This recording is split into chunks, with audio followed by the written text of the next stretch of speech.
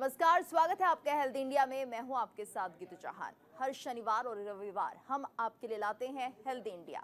आज हम बात करेंगे सर्विकल पेन के बारे में, क्या होते हैं लक्षण और क्या है उपचार।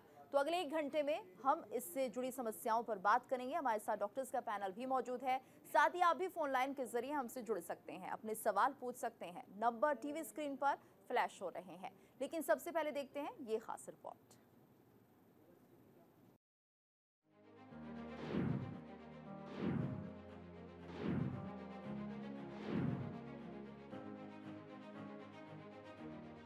सर्वाइकल पेन ये एक ऐसी समस्या है जो आज के समय में हर तीसरे व्यक्ति को हो रही है।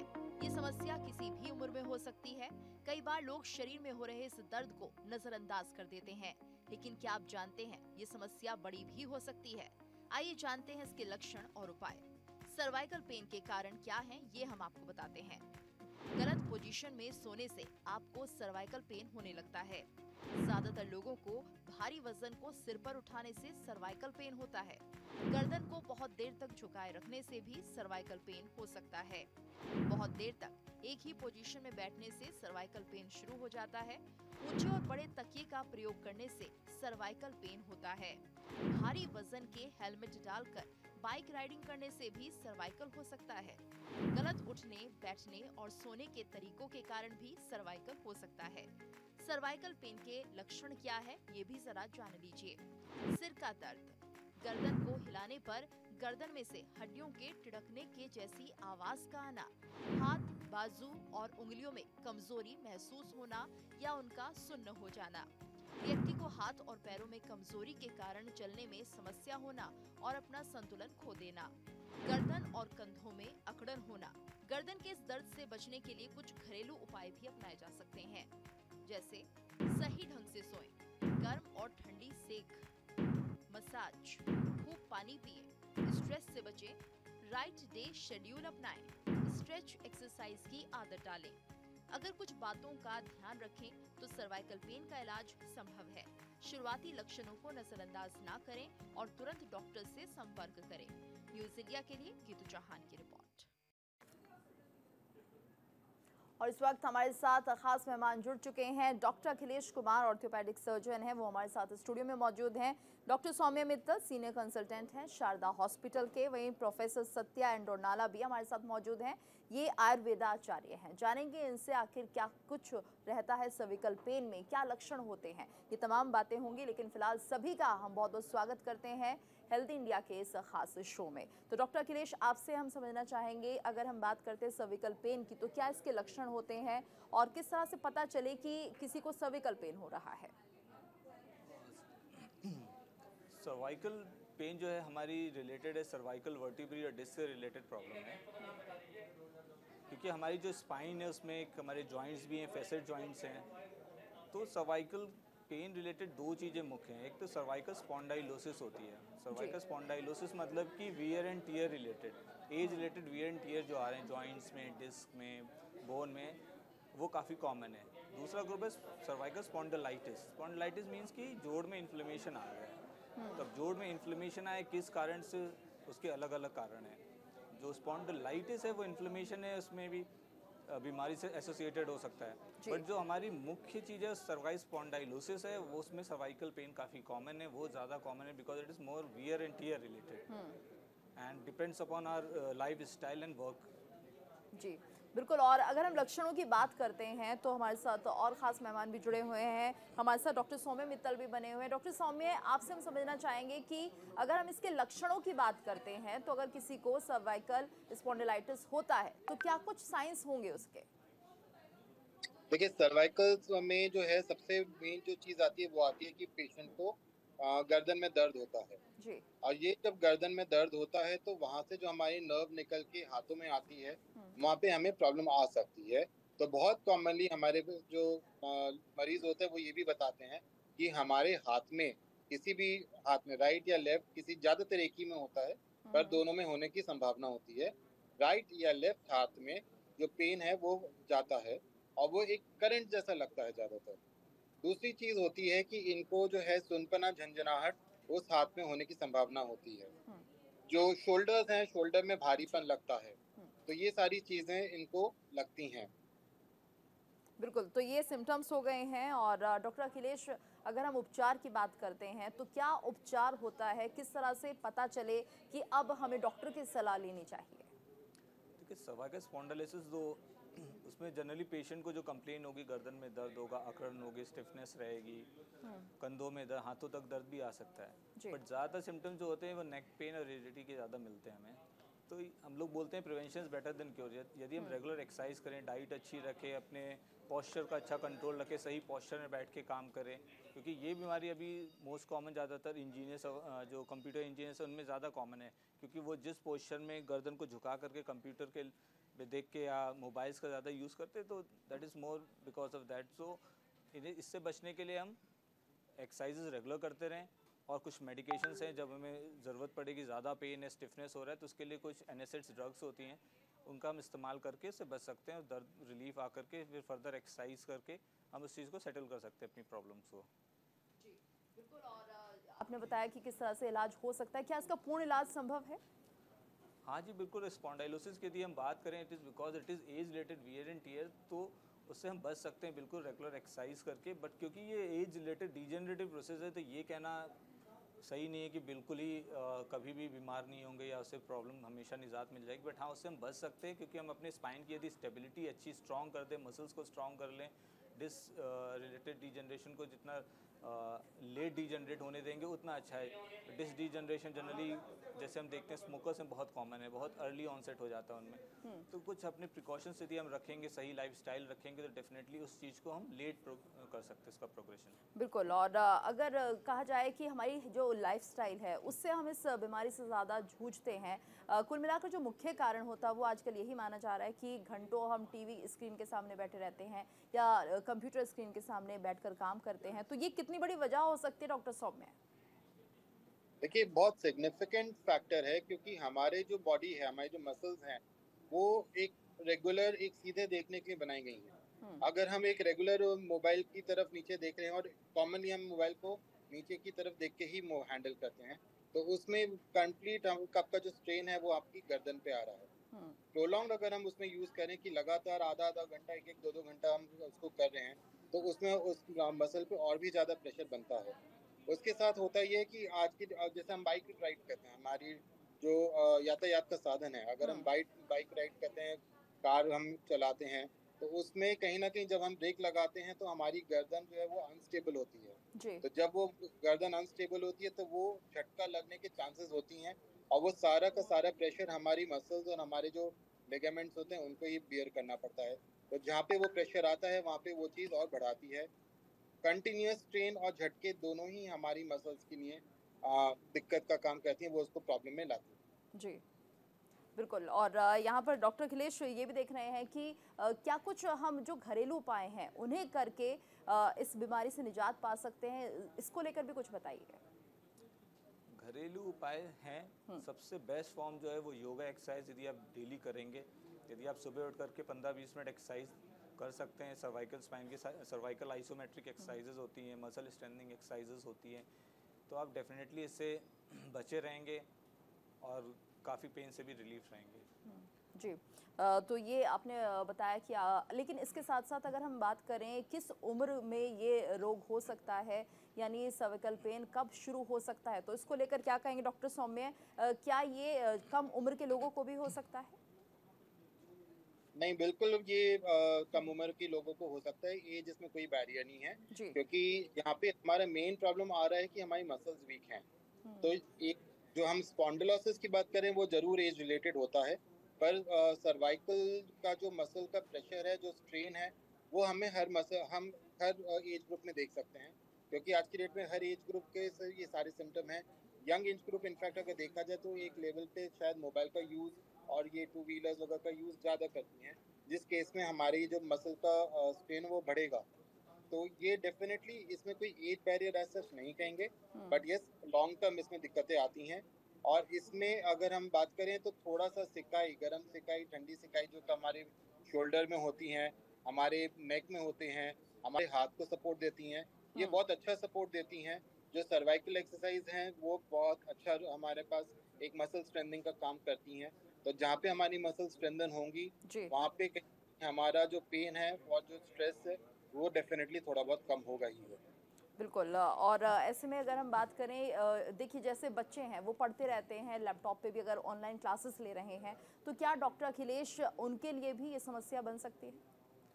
हाँ जी, बन सकती, बट यदि वो सही जगह पे रख के लैपटॉप का इस्तेमाल करें, जैसे ऐसा रखना है कि आपका posture should be straight and up, तो उस केसेस में वो बच सकते हैं। लेकिन यदि वो बेड पे बैठेंगे या नीचे झुक के बैठेंगे, जितना आप स्पाइन को बेंड करेंगे उतना ही ज़्यादा डीजनरेटिव प्रोसेस उसमें स्टार्ट होंगे, उतनी ज़्यादा पेन होगी, स्टिफनेस होगी। तो बच सकते हैं, डेफिनेटली बच सकते हैं। प्रिकॉशन हमें यही रखना है कि उसको सही हाइट पे रखना है ताकि स्पाइन हमारी स्ट्रेट रहे, तो हम बिल्कुल से बच सकते हैं। अच्छा, कई बार ये होता है कि हमें गर्दन में दर्द हो रहा है, लेकिन हमें लगता है कि सिर्फ शायद या तो कोई नस खिंच गई है, इस वजह से हो रहा है। कब पता चले कि ये सर्विकल पेन हो चुका है, स्पॉन्डिलाइटिस बन चुका है?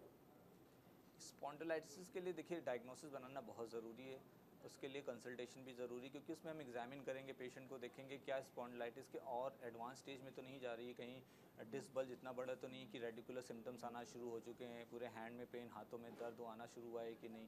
अगर ऐसा सिम्टम आना शुरू हो गया देन डेफिनेटली हमें एक एक्सरे MRI करके हमें कंफर्म करना बहुत ज़रूरी है कि क्या स्टेट ऑफ डीजनरेशन या डिस्क बल्ज किस स्टेज पे है। तो इनिशियल स्टेजेस में हम उसे मेडिसिन, थेरेपीज, फिजियोथेरेपीज एंड एक्सरसाइजेस से डेफिनेटली ट्रीट कर सकते हैं, बट यदि ये बल्ज काफ़ी बड़ा हो रहा है तो उसे हमें कई बार सर्जिकल ट्रीटमेंट से भी क्योर करना पड़ता है। जी। और अगर ये थोड़ा बुजुर्गों में समस्या पाई जाए, उस वक्त क्या क्योर कर सकते हैं डॉक्टर सौम्या? एडल्ट में ज़्यादा देखिए कॉमन है सर्वाइकल स्पॉन्डाइलोसिस, तो जी उस स्टेज में जनरली एडल्ट की एज पे भी डिपेंड करता है क्या स्टेट है, क्या उसका मेडिकल स्टेटस है, तो उस पर हम डिसाइड करते हैं। जनरली कंजर्वेटिव से काफ़ी रिलीफ मिलता है, समटाइम्स डिपेंड्स की, क्योंकि एज के अगर डीजनरेशन प्रोसेस काफ़ी बढ़ता है तो डिस्क ऑसिफाइड कॉम्प्लेक्स हम लोग बोलते हैं, वो कितना बड़ा उस पर भी डिपेंड करता है। ज़्यादा बड़ा है, ज़्यादा इन्फ्लेमेशन आ रहा है, ज़्यादा कंप्रेशन है, तो कई बार हमें रिलीफ नहीं मिलता है। तो वो डिपेंड करता है किस स्टेज ऑफ पैथोलॉजिकल स्टेज पे है। MRI से हमें पता चल जाए क्या माइलोपैथी चेंजेस आ रहे हैं, क्या कॉर्ड्स में वीकनेस आ रही है, क्या हाथों में, तो हमें डेफिनेटली उस हिसाब से डिसाइड करना ठीक पड़ता है। है। डॉक्टर सौम्य, कैसे हम इसको समझे कि जैसे बताया है डॉक्टर अखिलेश ने कि इसके लिए MRI की जाती है, क्या ऐसा भी होता है कि कई बार लोग अपना ट्रीटमेंट कराते हैं लेकिन उन्हें राहत नहीं मिलती, और अगर ऐसा होता है तो फिर किस तरह का इलाज किया जाता है? देखिए इलाज में पहली बात हमें ये देखना है कि किस लेवल पे बीमारी हमें पकड़ में आ रही है। बहुत लोग, जैसे आपने कहा, बहुत लोग बहुत देर में ट्रीटमेंट लेने आते हैं, तो पहली चीज़ तो वहीं पे हमारा जो प्रोग्रेस हो चुकी है बीमारी की वो वहीं पे काफ़ी कुछ बढ़ चुका है, क्योंकि ये चीज़ ज़्यादातर धीरे धीरे प्रोग्रेसिव होती है। तो अगर हम इसको इनिशियली ही होल्ड कर सकते हैं, उसी इनिशियली ही प्रिवेंट कर सकते हैं, एक रोकथाम कर सकते हैं, तो एक हमें लॉन्ग टर्म में जाने की ज़रूरत नहीं पड़ती। जी लॉन्ग टर्म में ज़्यादातर होता ये है कि पेशेंट काफ़ी देर से आते हैं, उसको सिम्टम को नेग्लेक्ट करते हैं, तो उसकी वजह से जब लेट आते हैं तो सिम्टम ज़्यादा होते हैं। हम्म इनिशियली हमेशा फिजियोथेरेपी और एक्सरसाइज और कुछ दवाइयों से हम स्टार्ट करते हैं। धीरे धीरे डेफिनेटली हमें दवाइयाँ बढ़ानी पड़ जाती हैं अगर पेशेंट जो है रिस्पॉन्ड ना कर रहा हो। बट अगर और उसके बाद अगर सब्सिक्वेंट स्टेज होती है कि हमें पेशेंट में सर्जरी करना पड़ता है। जी तो सर्जरी के लिए भी हमें देखना पड़ता है कि पेशेंट कितना फिट है, उनकी हड्डियों में कितनी ताकत है, क्या वो हड्डी हमारे ऑपरेशन के झेल पाएंगी, क्या पेशेंट अदरवाइज हमें स्टेबिलिटी ले पाएगा, उस ऑपरेशन को संभाल पाएगा। ऑप्शंस मेडिकली दवाइयों के पॉइंट ऑफ व्यू से काफ़ी सारे हैं, और काफ़ी कुछ हमारी बोन हेल्थ पे भी ये चीज़ आती है कि हमारी बोन हेल्थ, हमारी मसल हेल्थ जितनी अच्छी हो उतना हमें अच्छा रिस्पॉन्स मिलता है। जी लॉन्ग टर्म अगर हमें रिस्पांस नहीं मिल रहा है तो डेफिनेटली एक लेवल पे हमें अपनी मसल्स और अपनी लिगामेंट्स को प्रिजर्व करना है, उनकी हेल्थ को इम्प्रूव करना है, उनकी बोन की हेल्थ को इम्प्रूव करना है, तो वो कहीं ना कहीं वो चीज़ हमें डेफिनेटली सपोर्ट देती है।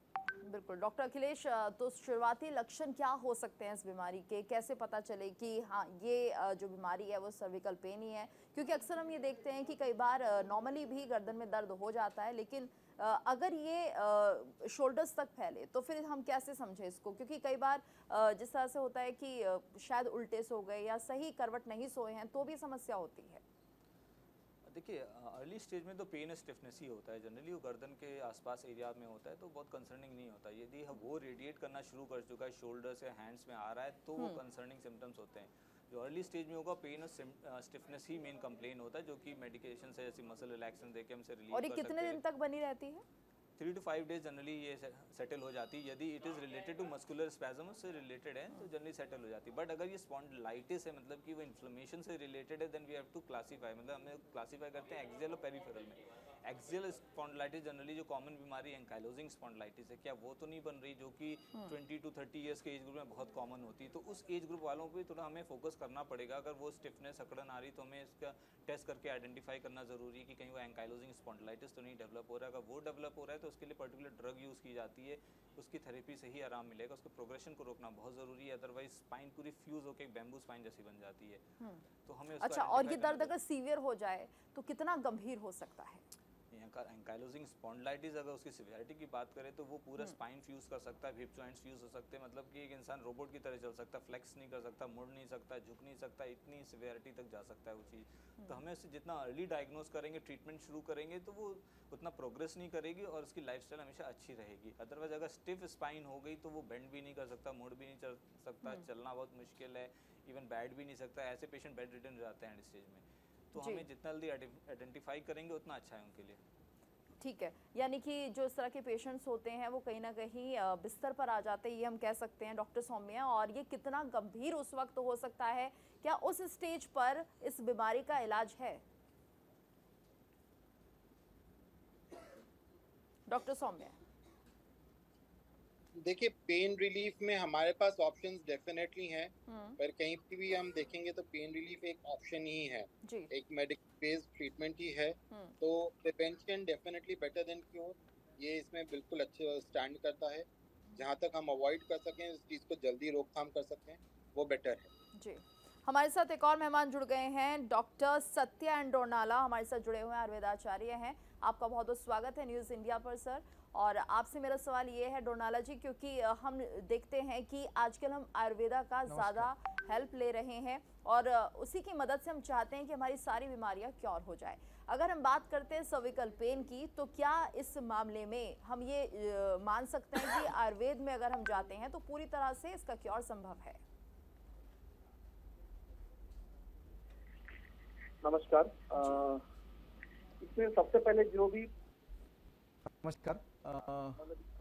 इसमें सबसे पहले जो भी प्रॉब्लम है, पर्टिकुलरली हम आज के मतलब इस कॉन्टेक्स्ट में हम सर्वाइकल स्पॉन्डिलाइटिस पे डिस्कशन कर रहे हैं। जी जी बोलिए। इसमें मेन चीज ये है, कोई भी चीज हो काज एंड इफेक्ट की रिलेशन होती है। आप कोई भी इलाज हम बीमारी का नाम से ही नहीं कर पाते। फॉर एग्जांपल हम 10 मरीज को लेंगे, सबको सर्वाइकल स्पॉन्डिलोसिस है, बट उसमें 10 में कोई रीजन अलग अलग हो सकता है जी। बट एक जनरल स्टेटमेंट ये नहीं दे सकते ये 100% क्यूर हो जाएंगे। ठीक है सर, क्या क्या रीजन्स हो सकते हैं? बट जो रिलेशन मैंने बताया कॉज एंड इफेक्ट, और फॉर एग्जांपल आज के डेट में आप सबको पता है करंट ट्रेंडिंग जो चल रही है, द पीपल आर मोर मतलब addicted to the screens, either may be the desktop screens और द मोबाइल स्क्रीन्स। आप जस्ट इमेजिन कर लीजिए, आपका गर्दन है, गर्दन के ऊपर सिर है, एक नॉर्मल सीधा बैठेंगे, एक नॉर्मल जो गर्दन आपकी सिर की जो वजन लगभग 6 किलो होंगे। इफ एट ऑल आप देखते वक्त आपके गर्दन को थोड़ा एंगल बदलेंगे, मान लो मतलब एक एवरेज 0 डिग्री से 15 डिग्री कर लिया, वो 6 किलो का जो सिर का वजन 12 किलो हो जाएंगे। एंड मान लो 15 डिग्री से आप 30 डिग्री कर लिया, वो जो वजन सिर का वजन आपके कम से कम 18 किलो हो जाएंगे। 30 किलो से आप मतलब 30 डिग्री से एंगल आप 45 डिग्री कर लिया, उसकी वजन और 3 गुना हो जाएगा, 18 किलो सिर का वजन उतना हो जाएंगे। मतलब इट्स नॉट सिर का वजन बढ़ रही है, बट उसकी जो वेटेज आप जब एंगल बढ़ते रहेंगे गर्दन के ऊपर उतना वजन का लोड आ जाएंगे। But still you are working for the you know hours together, so कितना लोड लेना पड़ रहा है गर्दन को। तो नेचुरली एंड हर चीज़ हम इसमें ये नहीं है हर बार कोई प्रॉब्लम गर्दन में प्रॉब्लम हो गया, आपने एक्सरे करा लिया, आपकी जो रीढ़ की हड्डी है सीधा हो गया। सीधा होने का मतलब ये नहीं प्रॉब्लम सिर्फ हड्डियों में है।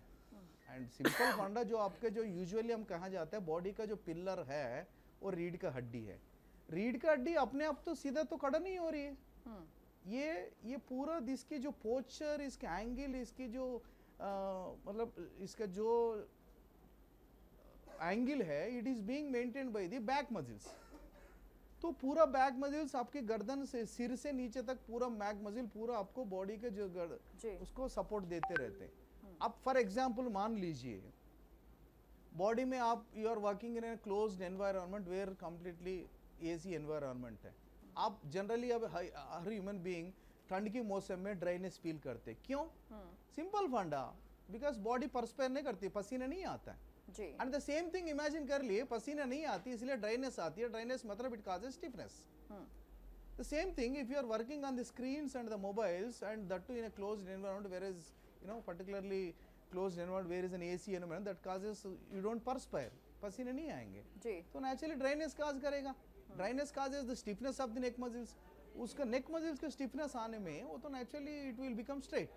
So that is the current trend में ये है। ठीक है, आप कह रहे हैं कि ठीक है सर, जिनको थायराइड आप कह रहे हैं कि पसीना आना जरूरी है अगर हम स्वेटिंग नहीं करते। ठीक है डॉक्टर सत्या, अगर हम ये कह रहे हैं कि पसीना आना ज़रूरी है, उसके बाद कहीं ना कहीं ये जो ल्यूब्रिकेटिंग है वो फैक्टर काम करता है, ड्राइनेस नहीं आती, आप ये कहना चाहते हैं। इसको और हम समझेंगे आखिर किस तरह से इस हेल्थ को अच्छी तरह से हम रख सकते हैं, किस तरह से अपनी गर्दन का ख्याल रख सकते हैं। लेकिन फिलहाल एक छोटे से ब्रेक के लिए हम रुक रहे हैं, जल्द हासिल होते हैं। ब्रेक के बाद आपका स्वागत है और आज बात हो रही है सर्विकल पेन की। अगर आपके भी कोई सवाल है इससे जुड़े हुए तो आप हमें कॉल कर सकते हैं। नंबर आपके टीवी स्क्रीन पर लगातार फ्लैश हो रहे हैं और हमारे साथ खास मेहमान भी जुड़े हुए हैं। डॉक्टर सत्या से हम जान रहे थे कि आखिर किस तरह से जो गर्दन है उसका ख्याल रखा जाए, क्योंकि हम लगातार ये देखते हैं कि जब परेशानी आती है तो उस वक्त क्या सिम्टम्स होते हैं, और अगर उन सिम्टम्स पर गौर किया जाए तो हो सकता है कि हम जल्द से जल्द इस बीमारी को क्योर कर सकते हैं। तो तमाम पैनल हमारे साथ मौजूद है।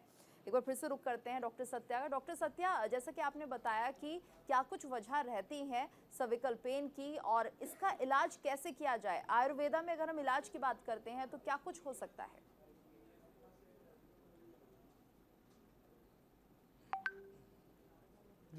सो आयुर्वेद में इलाज का दवाई का भी होती है।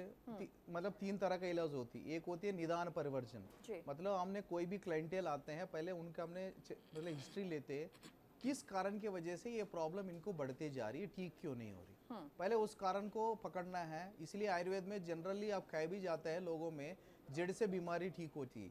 मतलब क्या है जड़ से? मतलब that is called as RCT, root cause treatment. मतलब आयुर्वेद में ये जो भी क्लाइंटेल को हम हिस्ट्री लेंगे उसकी बीमारी का जो जड़ पकड़ते, जड़ means what is the root cause, मतलब किस कारण की वजह से प्रॉब्लम हो रही है, उस कारण में हमने बदलाव लाना ही है। जैसे मैंने बताया कोई मतलब इन डे एक बंदा है, मतलब जो भी पेशेंट है वो 6 से 12 घंटे का तो ऐसी मोबाइल पे चला रहे हैं, स्क्रीन पे चला रहे हैं, तो नेचुरली कहीं ना कहीं उसको तो लाइफस्टाइल में चेंज तो लाना ही पड़ेगा। बिना उसके आप एक्सपेक्ट ही नहीं कर सकते बीमारी ठीक हो जाएंगे। वो सबसे पहले स्टेप है। दूसरा स्टेप है उसके साथ साथ हम खाने पीने का कुछ चेंजेस बताते, कोई चीज जैसा मैंने बताया नेचुरली नेक मसल का स्टिफनेस ज्यादा है, आप खाना पीने में ऐसा चीज खा रहे हो, मतलब दबा के दही खा रहे हो, यहाँ पर खाने पीने पे ध्यान रखना चाहिए, चीज खा रहे हो उससे और बॉडी में स्टिफनेस बढ़ जाएगा, वो अवॉइड करना पड़ेगा। कौन से ऐसे खाने हैं एग्जैक्टली कुछ चीज होती है, दही होती है नेचुरली जो चीज जम के बनती है, फॉर एग्जाम्पल बता रहा हूँ, दही है जो चीज जम के बनती है नेचुरली बॉडी में, वो बॉडी में स्टिफनेस करने में मतलब वो होता है। तो जो चीज बॉडी में स्टिफनेस बढ़ा देगा नेचुरली नेक मसल का भी स्टिफनेस बढ़ेगा, तो नेचुरली वो चीज अवॉइड करना ही पड़ेगा आपको। फॉर एग्जाम्पल दही भी जम के बनती है, गुड़ भी जम के बनती है, ये चीज आपको अवॉइड करना ही पड़ेगा जहां आपको पेन की कंडीशंस है। तो उसके बाद आ गए दवाई में जी जैसे जैसे चीज़ है वो, तो उसके साथ साथ हमने जो खाने पीने का जो चेंजेस बता के उसकी थोड़ा सा लाइफस्टाइल मॉडिफिकेशन, छोटे छोटे एक्सरसाइज योगासन हम बता देते। फिर उसके बाद दवाई की बात आती है, दवाई के बाद उसके बाद होती है आयुर्वेद का स्पेशलिटी ट्रीटमेंट होती है पंचकर्मा।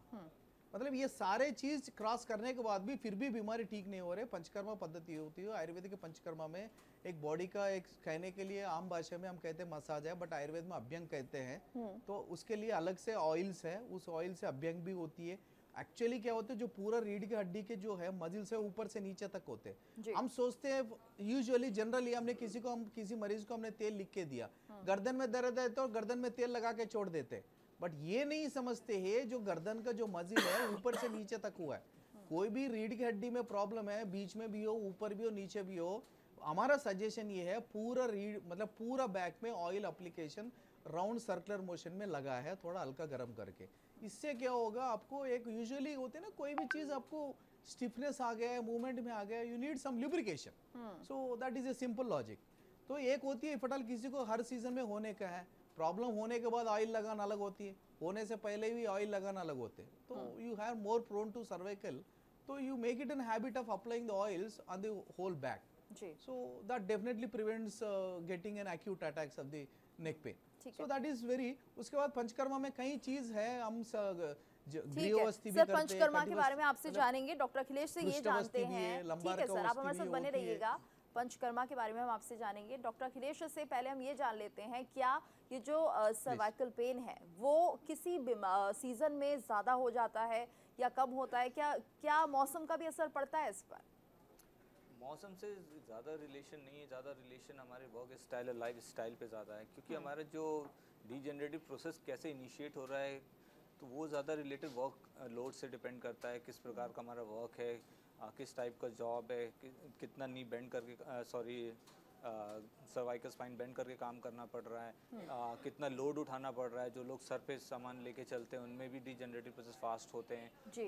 और डिपेंड्स कि आपकी लाइफस्टाइल कैसे रही है, कितनी बोन अच्छी क्वालिटी, अगर बोन की क्वालिटी अच्छी, कैल्शियम इंटेक अच्छा रहा है, विटामिन डी अच्छा एडुकेट अमाउंट में, दैट में कैल्शियम डिपोजिशन अच्छा होगा, तो बोन क्वालिटी अच्छी होगी। तो सर्वाइकल स्पाइन में हमारी बोन है, डिस्क है, नर्व्स है, मसल्स है, तो हमें हर एस्पेक्ट में देख के डाइट से उसे कंट्रोल रखना है, स्ट्रेंथन रखना है। ये सब चीज़ें हम रखेंगे तो डेफिनेटली बच के रहेंगे सर्वाइकल पेन से। जी बिल्कुल। तो डॉक्टर सौम्य, जिस तरह से डॉक्टर अखिलेश बता रहे हैं कि डाइट सही होनी चाहिए और विटामिन डी भी देखा जाता है कि क्या कुछ बोन हेल्थ है जिसके चलते ज़्यादा असर पड़ रहा है, और तमाम फैक्टर्स भी हैं जो कि आपने सुने होंगे। तो क्या माना जाए, किस तरह का खान पान होना चाहिए कि अगर किसी का लैपटॉप पर, कंप्यूटर पर ज़्यादा काम है तो उन्हें क्या एहतियात आप देना चाहेंगे? देखिए, मेन चीज आती है कि हमारा जो मसल्स हैं उनकी स्ट्रेंथनिंग हो। तो जैसे हमने पहले भी कहा कि हमारी नेक एक्सरसाइजेस बहुत इंपॉर्टेंट हैं। खाने पीने के बारे में जैसे डॉक्टर साहब कह रहे थे कि काफ़ी सारी चीज़ें होती जो हमें स्ट्रेस देती हैं, वो हम अवॉइड कर सकते हैं, पर एक कैल्शियम का जो इंटेक है हमारा वो इम्पॉर्टेंट है। तो कैल्शियम और विटामिन डी के लिए हमारे पास एक नेचुरल सोर्स होना चाहिए और वो उसके हिसाब से हमें अपना इंटेक लेना चाहिए। दूध वगैरह जो है ये आइटम ऐसे हैं जो हमारे पास एक कैल्शियम का सोर्स बढ़ाते हैं, तो डेफिनेटली हमें लेना चाहिए। वन मोर थिंग, डॉक्टर साहब ने बहुत अच्छी बात बोली कि हमारी जो सारी मसल्स वो कनेक्टेड हैं, तो कहीं ना कहीं हमारा जो वेट है that should be in control. अगर हमारा वेट ज़्यादा है तो वो बैक पे और धीरे धीरे हमारी गर्दन पे भी असर करता है। तो हमें अपने वेट पे एक अच्छा कंट्रोल रखना होना चाहिए ताकि वो चीज़ हमारी गर्दन को भी हेल्प करे। तीसरी चीज़ आती है कि क्या हमारी जो प्रॉब्लम है वो किस टाइम पे बढ़ रही है। कभी कभार क्या होता है, कुछ आर्थराइटिस होती हैं, तो आर्थराइटिस वेरी कॉमनली हमारे सर्दियों के सीज़न में या बारिश के मौसम में थोड़ा सा पेन ज़्यादा देती हैं। अगर हमारा कॉज ऑफ सर्वाइकल स्पॉन्डिलोसिस तो नहीं, पर ओवरऑल स्पॉन्डिलोसिस का कॉज एक आर्थराइटिस है, तो वो उस ड्यूरेशन में बढ़ सकती है। तो उस केस में हमें बहुत ज़रूरी है कि हम अपने शरीर को गर्म रखें, ठंड के मौसम में अपनी बैक को, अपने जॉइंट्स को गर्म रखें। वो चीज़ हमारे जो पेन है, जो जॉइंट्स हैं, बैक के जॉइंट्स हैं, उनको थोड़ा सा सपोर्ट कर सकती है और वो चीज़ हमारे को ओवरऑल उस टाइम ड्यूरेशन में काफ़ी सपोर्ट देती है। जी ठीक है। डॉक्टर सत्या, तो आप बता रहे थे पंचकर्मा ट्रीटमेंट के बारे में, क्या होता है ये ट्रीटमेंट और क्या ये हर बीमारी का निदान है या फिर कुछ बीमारियों में ही इसका इस्तेमाल होता है?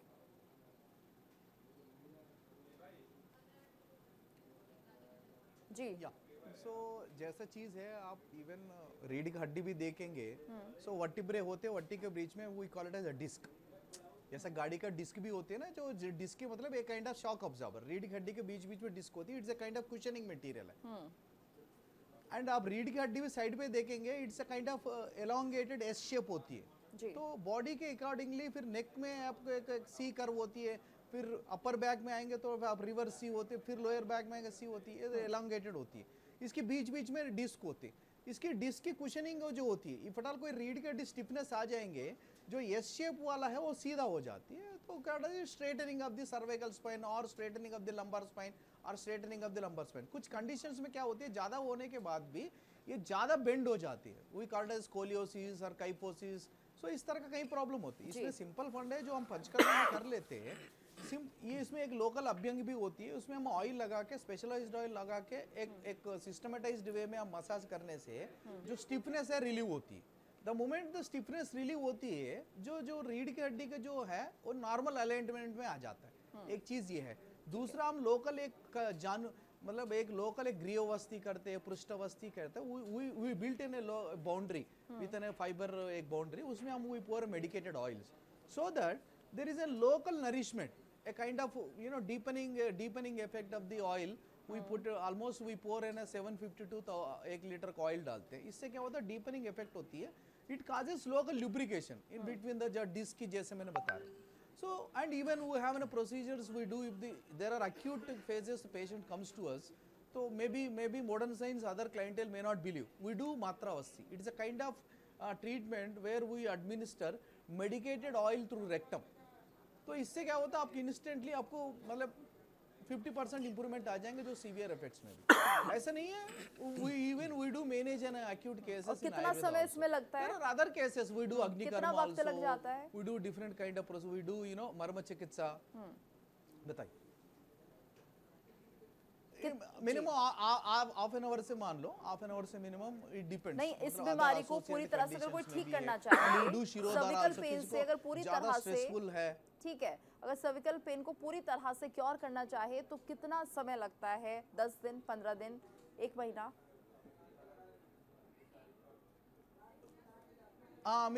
मिनिमम 10 दिन मान के चलिए, मिनिमम 10 डेज जी। तो 10 दिन में पूरी तरह से क्योर हो सकता है। मिनिमम 10 डेज की पंचकर्मा चिकित्सा चाहिए एंड इट डिपेंड्स 15। हाँ, नहीं रिमेंबर, फॉर एग्जांपल कोई पेशेंट आया पिछले 10 साल से है, वो कह रहा है मुझे 10 दिन में ठीक हो जाए, ये मतलब सुनने के लिए भी हजम नहीं हो रही है बात। तो मैं यही कहना चाह रहा हूँ, क्लाइंटेल की प्रोन ये प्रॉब्लम है कितने साल से, कितनी प्रॉब्लम बड़ी है, 10 साल का बीमारी कैन एक्सपेक्ट दैट 10 दिन में ठीक हो जाएंगे? क्यों बोलते हैं all these years causes degenerative changes. ठीक है डॉक्टर अखिलेश, कब ये पता चलता है ठीक है होने की वजह से सारे डीजेनरेटिव चेंजेस आते हैं? जी डॉक्टर अखिलेश, क्या आपको ऐसे केसेस भी देखने को मिलते हैं जहां पर लोगों को पता ही नहीं चलता है कि वो सर्विकल पेन के शिकार हो चुके हैं, क्योंकि वो उस दर्द को सिर्फ आम समझ रहे होते हैं? हाँ जी, कई केसेस में ऐसा होता है कि पेशेंट क्योंकि उसकी लाइफस्टाइल के कारण कई बार हल्के पेन्स को वो नेगलेक्ट करता रहता है, अवॉइड करता रहता है। तो कभी कभी ऐसे भी पेशेंट हमारे प्रेजेंट करते हैं, अचानक से डिस्क बल्ज इतना बड़ा हुआ कि उनको रेडिकुलर सिम्टम्स केवल आए, यानी कि पूरा हल्का हल्का गर्दन में दर्द बना हुआ, तो उसे अवॉइड करते रहे। एक दिन ऐसा सिम्टम आया कि पूरे हाथ में अचानक से दर्द होने लगा और फिर हाथ में वीकनेस भी आने लगी। तो ऐसे से मिलते हैं, ऐसे पेशेंट्स कई आते हैं। तो उनका क्योर हमें अकॉर्डिंग पहले डायग्नोस करना पड़ता है, एग्जैक्टली पता करना होता है क्या स्टेज ऑफ डिस्क डीजनरेशन है, डिस्क बल्ज कितना है। तो उससे रिलेटेड हम पहले एग्जामिन करेंगे, इन्वेस्टिगेट करेंगे, फिर डायग्नोस बनाएंगे।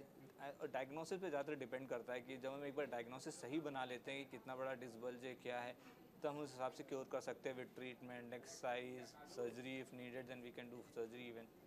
सो डिपेंड करता है किस स्टेज पे है। जी ठीक है डॉक्टर सौम्य, कई बार ये देखा जाता है कि कुछ लोगों को आदत होती है कि वो तकिए को ऊंचा करके सोते हैं, यानी ज़्यादा तकिए लगा के सोने की आदत होती है, तो इससे कितना असर पड़ता है? देखिए, ये हमेशा माना गया है कि जो हमारा तकिया है वो एक शोल्डर लेवल को ही होना चाहिए, उससे ज़्यादा नहीं होना चाहिए। ऊंचे तकिए जो हैं वो हमारे नेक की मसल्स को, नेक की जो स्ट्रेन है उसको बढ़ाता है। और डेफिनेटली एक हमें तकिया एक पतला लेवल ही रखना चाहिए, जो हमारा शोल्डर लेवल है उससे ज़्यादा तकिया नहीं होना चाहिए। अगर उससे ज़्यादा है तो हमें प्रॉब्लम देगा ही।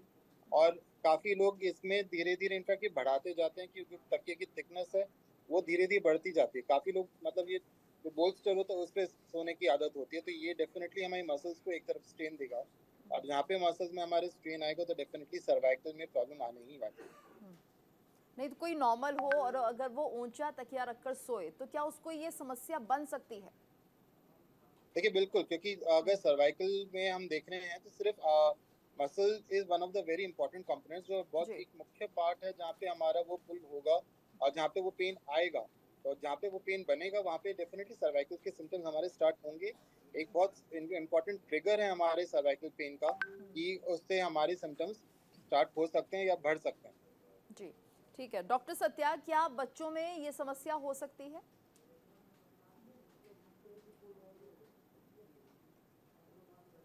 हाँ बिल्कुल हो सकती, क्यों नहीं हो सकते। आजकल उनको भी तो एडिक्ट हो गए ना स्क्रीन की। जैसे भी मान लो कोविड के बाद भी उनको धीरे धीरे एडिक्शन हो गए। एंड ऐसे कोई बच्चे नहीं आजकल, कम से कम 3-4 घंटे तो वैसे ही। बट ये और एक चीज है, आजकल ये बच्चे जो ईयरलीड्स भी ज्यादा यूज कर रहे हैं, वो भी कहीं ना कहीं आके नेक मसल्स पे स्ट्रेन करती है। नहीं, ये जो लाल मिर्च का इस्तेमाल आप बता रहे हैं, एंड बच्चों में ये और एक चीज ये है। हाँ डॉक्टर सत्य क्या कह रहे हैं आप? बच्चे नहीं, जो ईयर लीड्स है ना, जो मोबाइल के यूज करने के लिए। अच्छा, फिर तो उससे भी समस्या ज्यादा बढ़ती है। जो मोबाइल सुनने के लिए माँ बाप को आवाज नहीं है, वो ईयर लीड्स यूज कर लेते हैं ना। ठीक है, उससे भी नेक मसल स्ट्रेन हो जाते हैं। That is also one of the reason. And regarding the previous question, I want to add something. जो पिल्लो की बात कह रहे हैं ना, जो उसमें एक चीज ये है, it depends on how the person have the habit of sleeping. कुछ लोग ऐसी मतलब पीठ पे सो जाते हैं, कुछ लोगों को आदत है लेफ्ट और राइट साइड सोना। कहीं ना कहीं लेफ्ट एंड राइट साइड सोने में थोड़ा सा हाइट की पिल्लो चल जाएगा, बट जो जिनको सीधा सो जाते हैं, जो मतलब पीठ के ऊपर सोते हैं, उनके लिए जो तकिया के जो हाइट है थोड़ा कम होना चाहिए।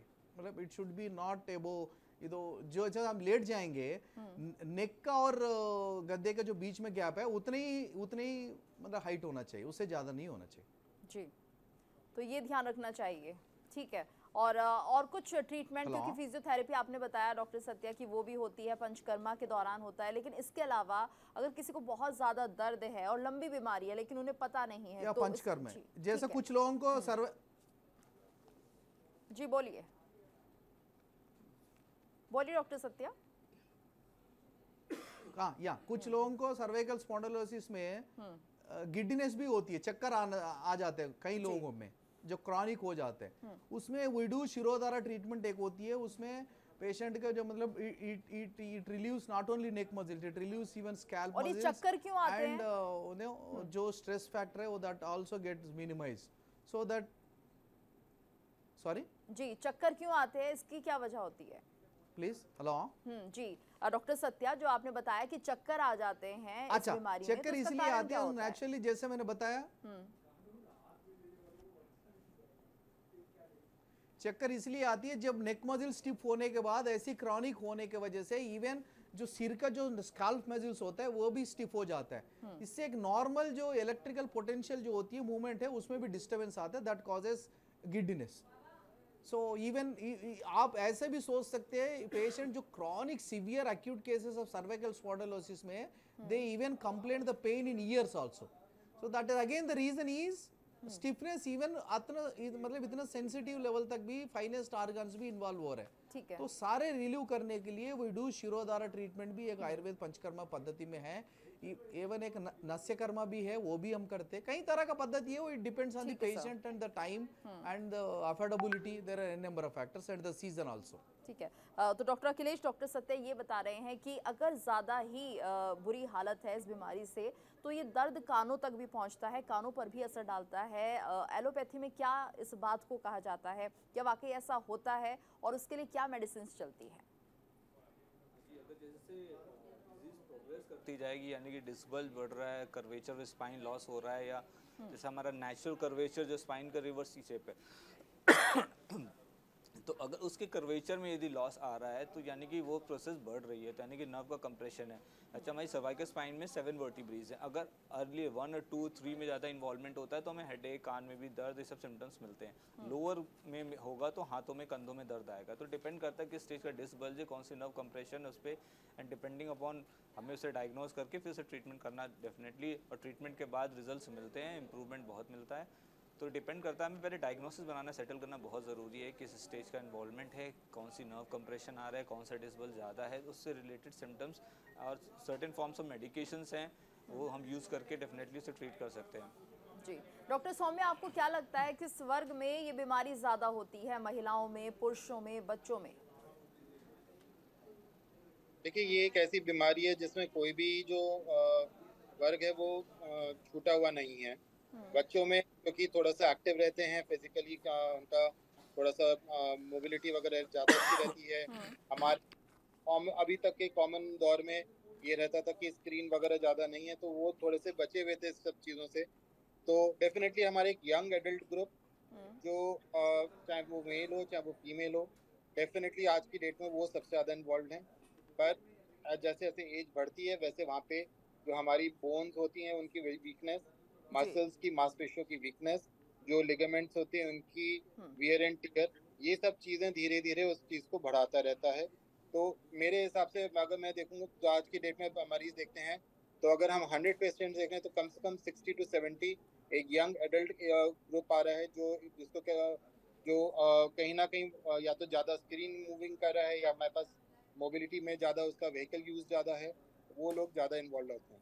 जी डॉक्टर सत्या, अगर हम बात करते हैं आयुर्वेदा की, तो क्या खान पान होना चाहिए जिससे कि इस बीमारी से बचा जा सके? हमें अपने खान पान में क्या बदलाव करना चाहिए अगर हम इसे आयुर्वेदा के नज़रिए से समझे तो?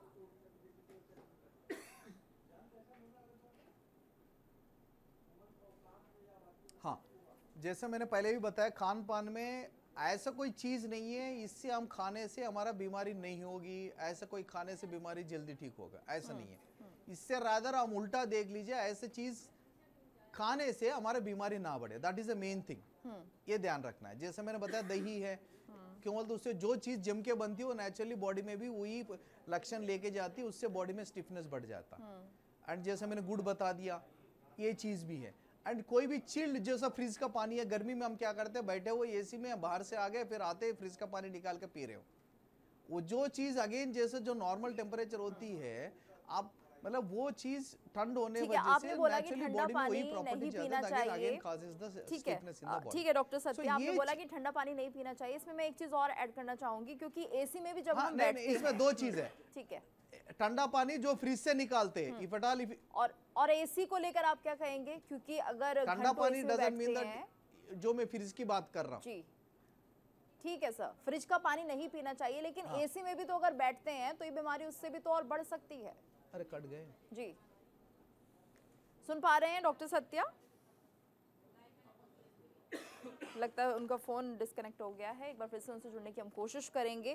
तो डॉक्टर अखिलेश, क्या लगता है आपको, क्योंकि यहाँ पर एसी भी एक बहुत बड़ा फैक्टर हो जाता है, अगर कोई इस बीमारी से पीड़ित है और ऐसे में वो एसी में घंटों बैठ रहे हैं, तो कितना नुकसान हो सकता है? अगर ओल्ड एज की बात करें तो उन पेशेंट्स को ज़्यादा ये कॉमन कंप्लेंट पाई गई कि वो ठंडे में बैठते, ज़्यादा तेज हवा चलती, दर्द होता है, तो वो कहीं ना कहीं बोन रिलेटेड या ऑस्टियोपोरोसिस सेटल इन हो रहा है उसे, यानी कि कैल्शियम रीच आउट हो रहा है बोन से, ऑस्टियोपोरोसिस हो रहा है, तो हमें वो ट्रीट करना ज़रूरी है। तो ऐसे पेशेंट्स में कंप्लेन होती है कि वो ठंडी एसी में नहीं बैठ पाते, तो ऐसे पेशेंट्स को अवॉइड करना पड़ता है कि जब तक बोन डेंसिटी मैच्योर नहीं होगी, सेटल नहीं करेंगे हम बोन डेंसिटी उनकी, तो उन्हें ये कंप्लेन होती है काफ़ी। तो उसके मेथड्स है, ट्रीटमेंट्स के, ड्रग्स है कुछ, उससे हम बोन डेंसिटी यदि इंप्रूव करेंगे, मसल में प्रोटीन लेवल ठीक करेंगे, मसल स्ट्रॉन्ग करेंगे, तो इससे डेफिनेटली क्योर हो सकता है इससे। ठीक है डॉक्टर सौम्या, और अगर हम अपने लाइफस्टाइल की बात करते हैं तो क्या बदलाव लाइफस्टाइल में होना चाहिए, किस तरह की जीवन शैली होनी चाहिए? देखिए, जीवन शैली में हमें बहुत सारे अच्छे करने चाहिए। हमारी एक रेगुलर जो एक्सरसाइज रेजिम है वो होनी चाहिए, जिसमें हमारी एक सर्वाइकल की भी एक्सरसाइज हम आमतौर पे उसमें एडेड होना चाहिए। आपका जो मूवमेंट है वो आपका रिस्ट्रिक्टेड होना चाहिए, जितना आप जर्क नहीं होना चाहिए हमारे गर्दन में और मसल्स में, स्पेशली बैक में। ये सारे एरिया जो है लोअर लंबर बैक जिसको कहते हैं या सर्वाइकल, ये मोबिलिटी से बहुत ज़्यादा पीड़ित होते हैं। हमारी अगर वर्टिब्रल कॉलम में हम देखें तो सर्वाइकल स्पाइन एक ऐसी एरिया है जहाँ पे हमारी सबसे मोबिलिटी है। हम अगर आगे पीछे देखते हैं, ऊपर नीचे देखते हैं, इसमें सबसे ज़्यादा मोबिलिटी हमें हमारी गर्दन देती है। तो जहाँ पे हमारी मोबिलिटी आ रही है वहाँ पे हमारे पास एक साथ में रिस्क भी आ रहा है कि क्योंकि हमारे पास मोबिलिटी है तो उसके साथ हमारे पास यहाँ पे पेन ज़्यादा होने के भी चांसेस हैं। अगर वही जॉइंट थोड़ा सा ज़्यादा फिक्स होता है तो उसमें हमारा पेन कम हो सकता है। सोते समय हमारा बेड बहुत अच्छा होना चाहिए, हमारा जो गद्दा है वो सख्त होना चाहिए, और जो हमारा तकिया है वो हम ऑलरेडी डिस्कस कर चुके हैं, जहाँ तक हो सके एक शोल्डर से कान के लेवल तक की होना चाहिए। जो हमारी टेम्परेचर वगैरह है, जैसे हमने अभी एसी की बात करी, तो एसी में बहुत इंपॉर्टेंट बात है कि एक जो नॉर्मल एवरेज टेम्परेचर होना चाहिए 24, 25, 26 डिग्री तक का, उतना होना चाहिए। उससे ज़्यादा होगा तो वो हमें दिक्कत देगा, क्योंकि वो हमारी मसल्स को भी स्टिफ करेगा, बोन हेल्थ बहुत इंपॉर्टेंट है। एक कैल्शियम और विटामिन डी का सप्लीमेंटेशन स्पेशली 40 इयर्स की एज ग्रुप के बाद बहुत अच्छा एक रेगुलर होना चाहिए। ये बहुत टाइम से प्रूवन है, पहले फीमेल्स में ये बात आ गई थी, अब मेल्स में भी ये बात आती है कि 40 की एज के बाद हमारी जो बोन्स हैं वो वीक होती चली जाती हैं, उसमें कैल्शियम और विटामिन डी की कमी होती है। बोन हेल्थ को स्ट्रेंथन करने के लिए अगर हम एक बार प्रूव कर लेते हैं कि बोन हमारी कमज़ोर है, उसमें कैल्शियम कम है, तो उसकी बोन स्ट्रेंथ इंप्रूव करने के लिए स्पेशल मेडिसिन भी आती हैं, जिसके लिए हम एक बार अपने डॉक्टर से पहले प्रूव कर लें ये चीज़ है, तो उसके बाद उस चीज़ को भी हम स्टार्ट कर सकते हैं।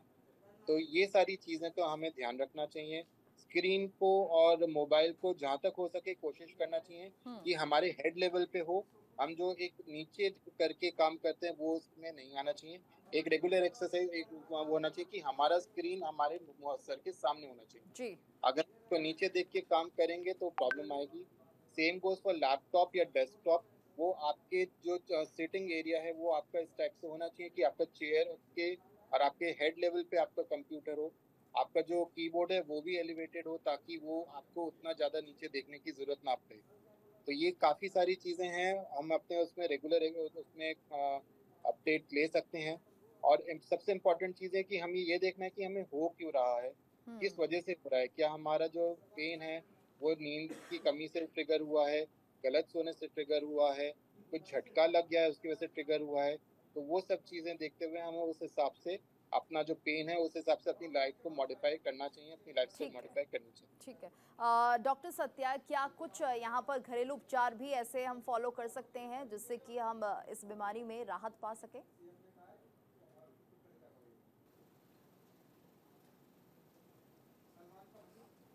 Something to be done at home, something to be done at the office. जो इफ एट ऑल सच में एक रूटीन हो, जो बैक प्रॉब्लम्स है, गर्दन का भी है, कमर का भी है, प्रॉब्लम ना हो, एक डेली रूटीन में एक सूर्य नमस्कार अपना कर ले। मतलब इफ एट ऑल दिन में ना हो तो कहीं एक बार शाम को जो घर आके कर ले। इससे आपकी एक बॉडी की एक फ्लेक्सिबिलिटी बने रहेंगे, पूरा बैक मसल्स का। और नहीं तो कहीं वो नहीं हो पाया, आप अपने ऑफिस में लॉन्ग आवर सिटिंग होती है, एक ministry of eyes government of India का एक मतलब योगा ब्रेक है ऑफिस का, वो अपना बना लीजिए। एक सिंपल है, आप जैसे जब करते हम हमें पता भी नहीं हो कब जब ज़्यादा थक जाता है ऐसे कर लेते। तो ये भी एक चीज़ कर ले, ये दो चीज़ कर भी लेंगे ना तो most of the minimum 50% you can avoid and you can lead in a normal strainless life. जी ठीक है। जी बिल्कुल, बहुत बहुत शुक्रिया आप सभी का हमारे साथ इस चर्चा में जुड़ने के लिए। और आपने बताया कि आखिर किस तरह से जो स्पॉन्डिलाइसिस है इस बीमारी से बचा जा सकता है। और सर्विकल पेन अगर होता है तो तुरंत अपने डॉक्टर से सलाह करें, इसकी जांच कराएं और तभी आप इससे बच सकते हैं। और इसी के साथ हमारी इस खास पेशकश में इतना ही। रुकेंगे एक ब्रेक के लिए, ब्रेक के बाद खबरें लगातार जारी हैं।